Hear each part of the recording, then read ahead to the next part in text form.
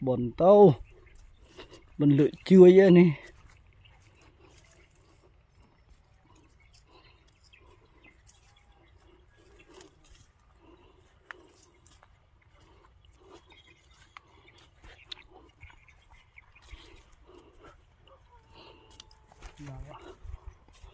mưa tâu ở đây thì ngọc mười muối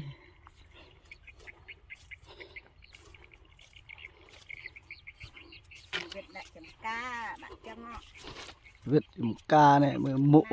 để chỉnh cái lò chăng anh ấy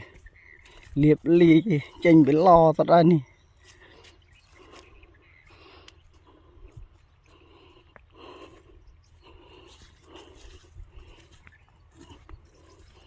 chẳng chào chào bằng riêng bằng sốt